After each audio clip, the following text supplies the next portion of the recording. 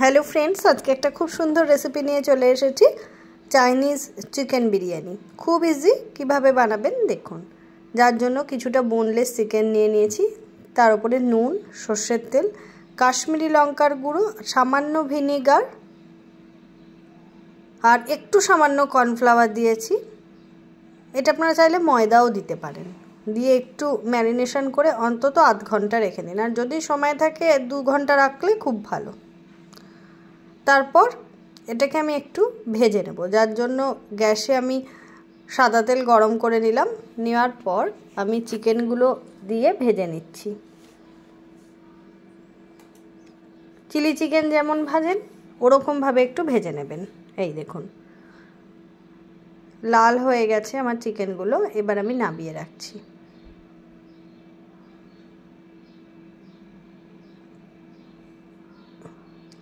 আর আমি অন্যদিকে গাজর বিনস কেটে রেখেছিলাম, সেগুলো সেদ্ধ করতে বসালাম।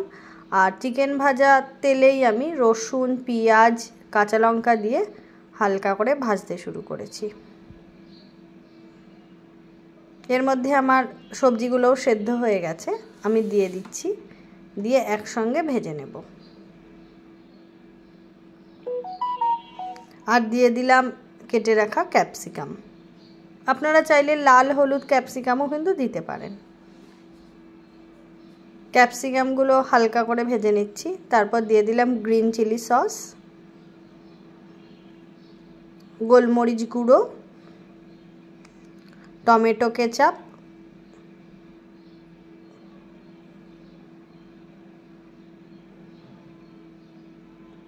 সামান্য চিলি ভিনিগার,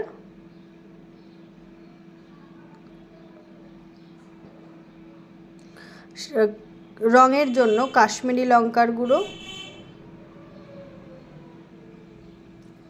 সামান্য পরিমাণ চিনি। এতে স্বাদটা খুব ভালো হয়, চাইলে আপনারা স্কিপও করতে পারেন। দিয়ে আমি ভালোভাবে সবজিগুলোকে একবার ভেজে নেব। যেসব বাচ্চারা একদম সবজি খেতে চায় না তাদেরকে কিন্তু আপনারা এইভাবে বাড়িতেই বিরিয়ানিটা বানিয়ে দিতেও পারেন। তারপর আমার বয়েল করে রাখা বিরিয়ানি রাইস দিয়ে দিচ্ছি। এটা আপনারা ঘরে যে কোনো চালে করতে পারেন, তবে বাসমতি চাল দিলে খেতে কিন্তু বেশি ভালো হয়। তারপর দিয়ে দিলাম ডার্ক সোয়া সস,